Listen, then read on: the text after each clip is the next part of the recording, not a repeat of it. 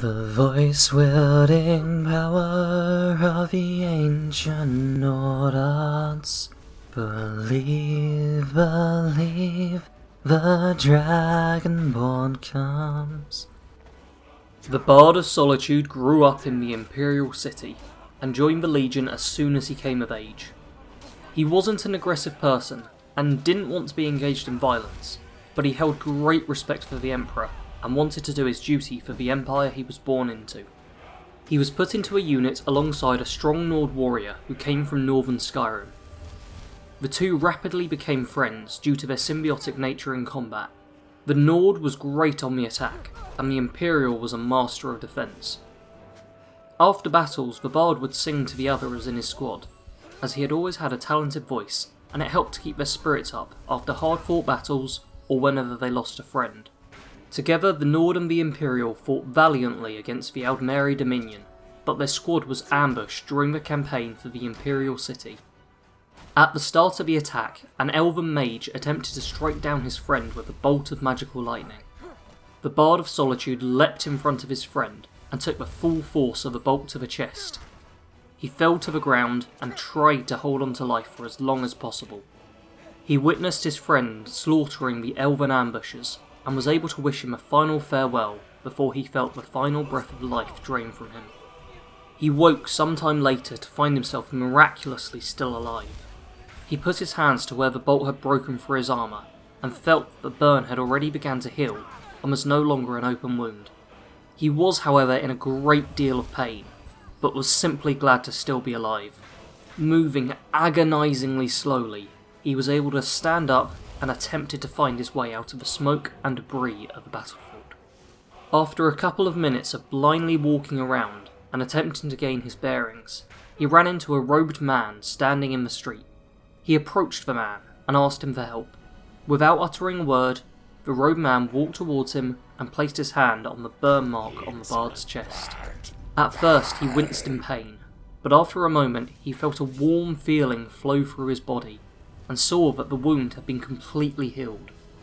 The man explained that he was a wandering healer and offered to teach the Bard the magical art of restoration.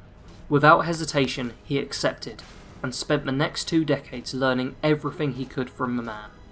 Eventually though, there was no more left for him to learn, so he left to wander the world and seek new purpose.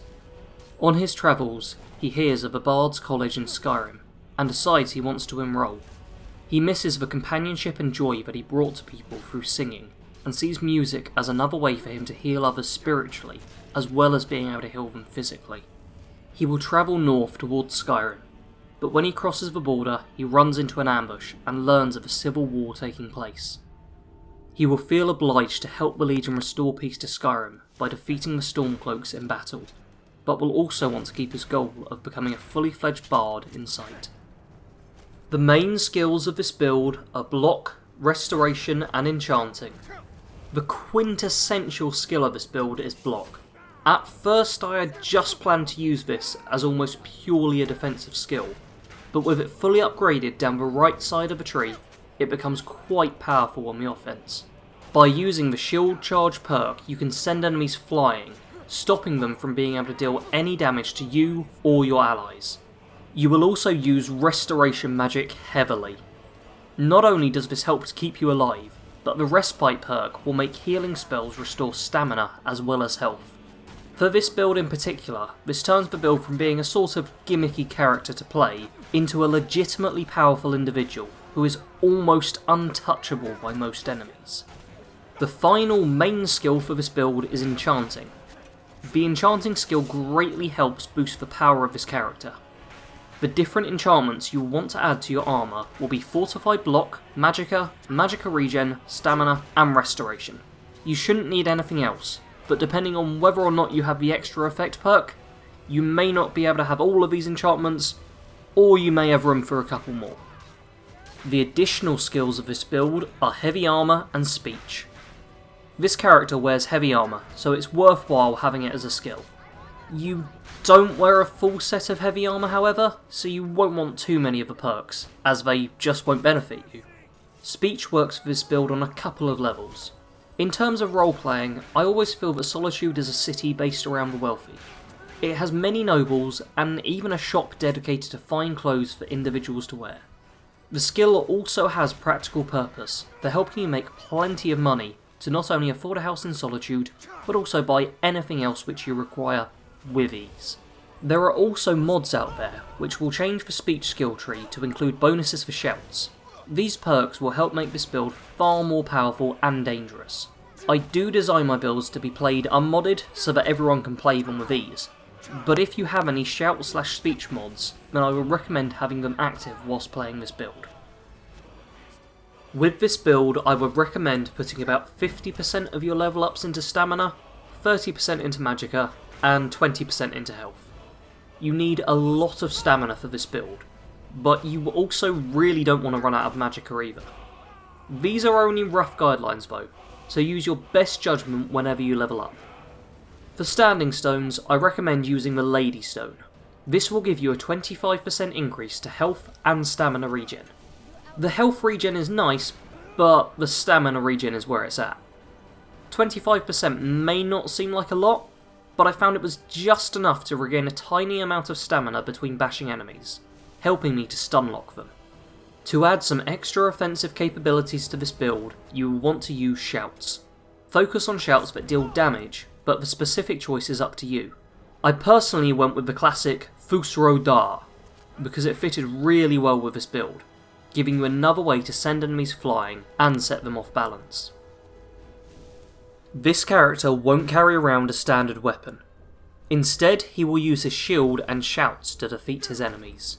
This may not sound all that effective, but once you get the right block perks, you can keep enemies in a state of constantly being stunned and unable to attack, meaning you can take them out at your own pace.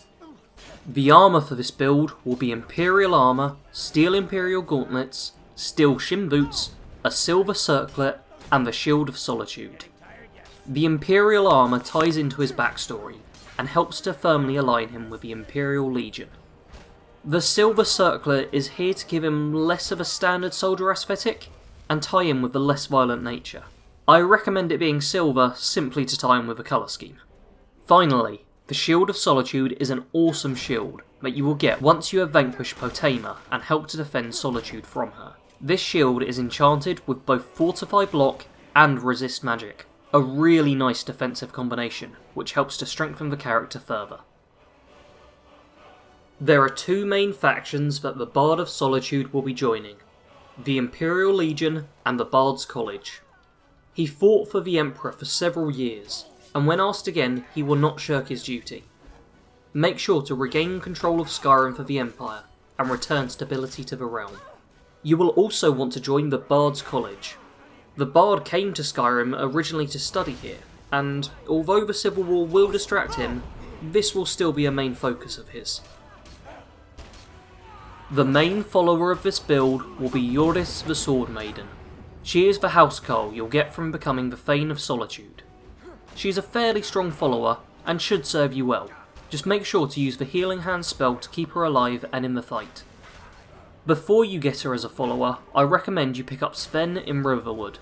He is also a bard, so fits quite well with the theme of the build, but he isn't particularly strong. He will only level with you up to level 20, and he isn't combat oriented, so he is next to useless late game, but he works alright just to get you started early on. This build is great fun to play, as it lets you toy with enemies to your heart's content.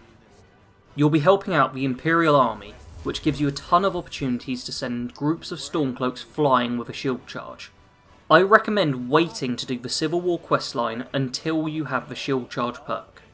The character does struggle with enemies that can't easily be stagger locked or sent flying, such as giants, so I recommend letting your follower tank against these sorts of enemies.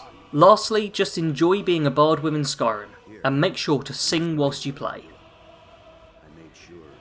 Thank you very much for watching this video. Make sure to subscribe to the channel if you aren't already, and like the video if you enjoyed it. I have a Facebook page and a Twitter, so follow me on both if you want to keep up to date with the channel. If you want to watch more of my content, then there's playlists of both my Skyrim and Fallout 4 builds in the description below, alongside the playthrough I've been doing of Skyrim as the Ranger. Make sure to check them out, and I'll see all of you in the next video.